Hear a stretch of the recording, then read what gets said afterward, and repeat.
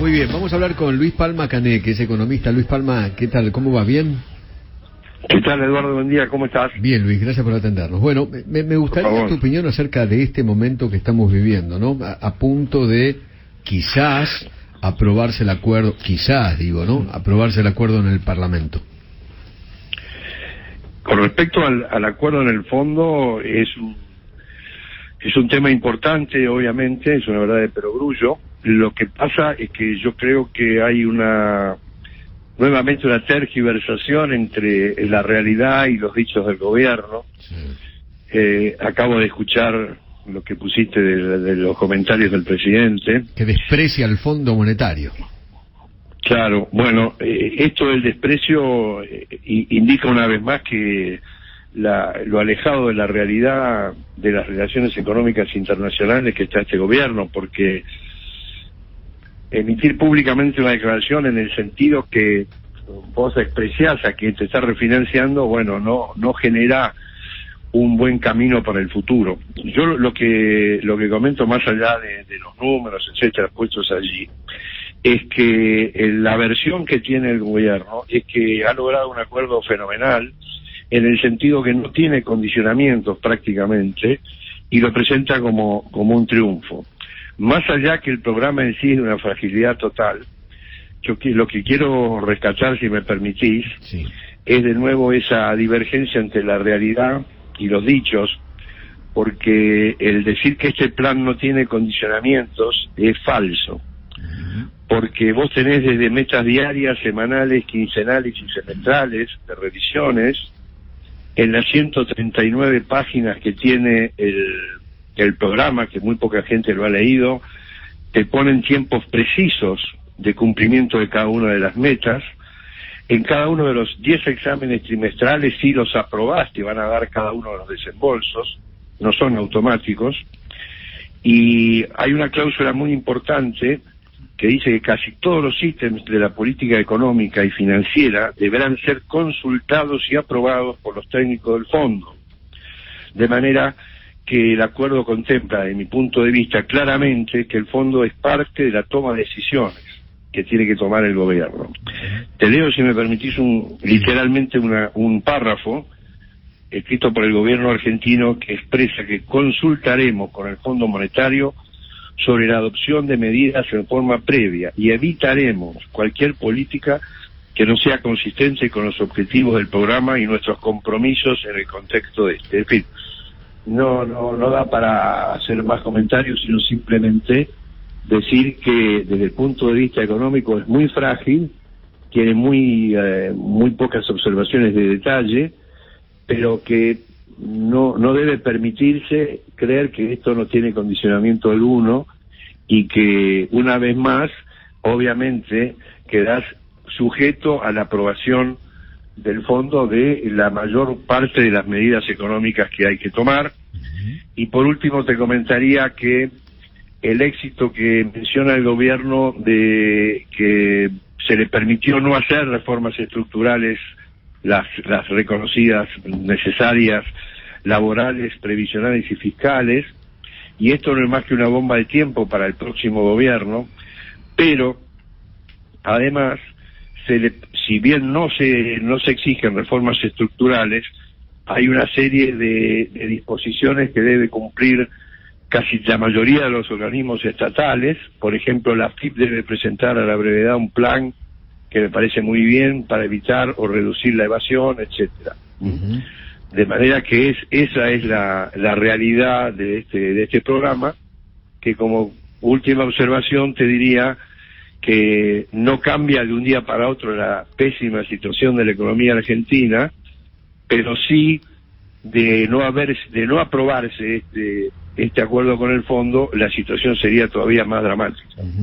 Ahora, supongamos que se arregla, ¿no? O por lo menos, no es que se arregla, sino que hay acuerdo, ¿no? En el Congreso hay efectivamente una aprobación del acuerdo. Argentina, sí, hay que ver que se aprueba, ¿no? Por eso, ¿Argentina despega o no? No. Primero yo creo que acá hay un lío bárbaro en las dos internas, en la interna del gobierno y en la interna de Juntos por el Cambio también. O sea, no saben quién quiere aprobar o no. Yo creo que la oposición no debe aprobar el plan en sí mismo, debe aprobar, sí, porque tenemos que evitar el default, debe aprobar la toma de endeudamiento, no el programa que está incluido en las 139 páginas. Primero, porque no es función del Congreso aprobar un programa económico, eso es función del Poder Ejecutivo.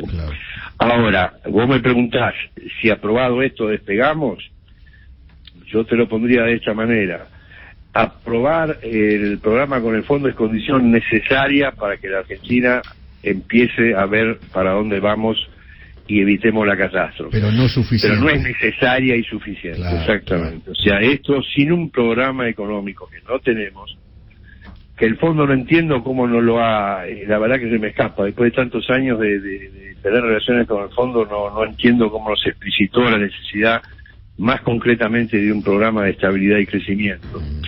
Pero más allá de que el fondo no lo haya pedido, lo que a mí me parece claro de nuevo es que el acuerdo con el fondo es condición necesaria. E insisto, no necesaria y suficiente. Para ser suficiente tendríamos que tener un programa de estabilidad y crecimiento que cambie 180 grados las actuales políticas macroeconómicas que tiene el gobierno, o las actuales políticas, digamos. El actual vamos viendo, ¿no es cierto? Si eso no es así, seguiremos en esta agonía de la economía argentina, que va a tener un final de crisis, sin ninguna duda. Luis Willy Laborda te saluda ahora. El dólar... ¿Qué tal, Willy? Bien, un gusto. El dólar blue se pegó un viaje de 220 ahora a 202, 203. ¿Cómo lo ves? Sí. ¿Hasta acá llegó? ¿Puede bajar más?